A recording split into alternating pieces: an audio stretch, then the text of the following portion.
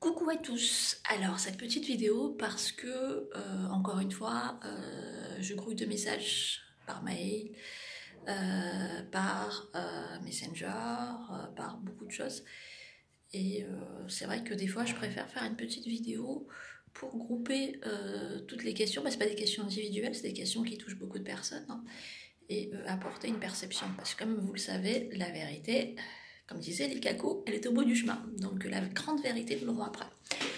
Alors, à propos des énergies du 10, des énergies lunaires, je ne vais pas rentrer dans un débat astrologique parce que comme je vous l'ai dit hier sur ma page Facebook, parce que je suis facebookeuse et youtubeuse, non, plaisanterie à part, bon, c'est vrai que j'aime beaucoup écrire, j'ai cette nature un petit peu à donner, à répondre, hein. Après, bon, profitez de moi parce que peut-être que bientôt je serai moins disponible.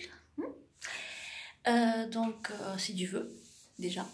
Alors, par rapport aux énergies du 10 janvier, dans les messages qu'on m'a un petit peu transmis, en prénom indéterminé toujours, dans ce que j'ai pu voir, c'est que on nous conseille, comment dire, de pas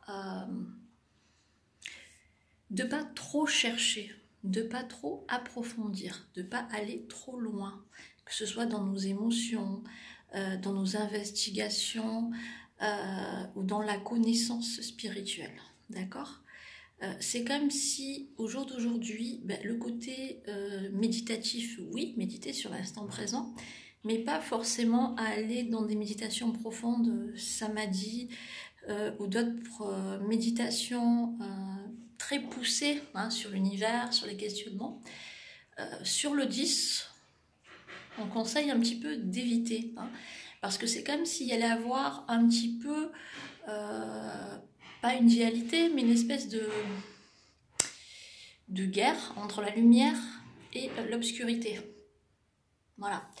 Donc, si vous voulez, si on va trop loin dans la lumière, ça peut être vécu par le côté ténébreux, un petit peu comme, comment vous expliquer ça ? Comme un ego démesuré. Donc, ça va encore plus alimenter l'ego et encore plus, ça peut nous plonger dans les épreuves. Vous le savez, quand on change de classe, quand on veut devenir un bon élève, les épreuves durcissent. Il faut se préparer à ça. Donc, du coup, ne cherchez pas, soyez plus dans l'accueil. J'ai envie de dire, c'est comme si vous allez prendre un ascenseur, n'allez pas vouloir atteindre le 7e étage.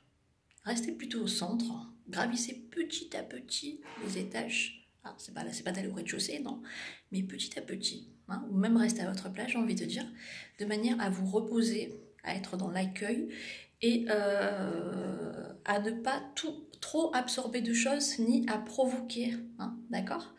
On va dire que la lumière, c'est quelque chose de bienveillant, mais parfois, pour une personne qui n'est pas prête ou qui a décidé par choix d'aller contre votre lumière parce qu'elle le dérange, parce qu'ils se sont agressés, ça peut encore plus, on va dire, le mettre dans une situation d'agressivité, encore plus l'exciter, parce qu'il va prendre ça pour un défi, pour une agression égotique. Donc c'est un petit peu le conseil que j'ai à vous donner. Et pour l'anecdote, sans rentrer dans le détail, j'ai eu un rêve avec mon père qui est décédé,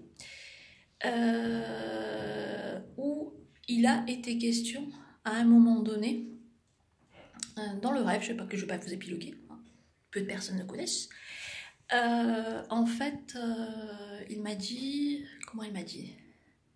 C'est bien d'étudier, mais reste humble, hein, l'air de dire ne va pas trop loin dans la réflexion.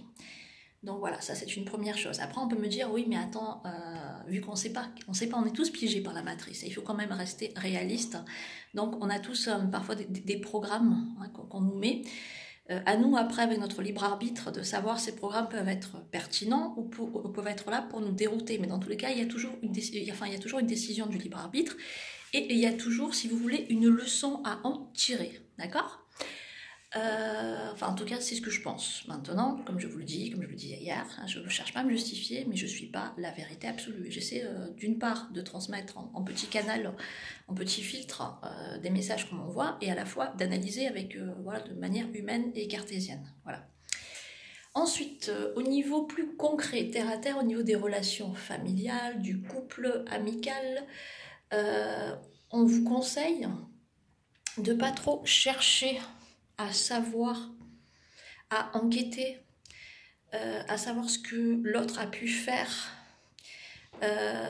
pourquoi telle attitude, à ne pas percer des mystères. Parce qu'on me dit qu'à chercher des mystères, vous allez percer des secrets, il y a des secrets qui doivent être gardés.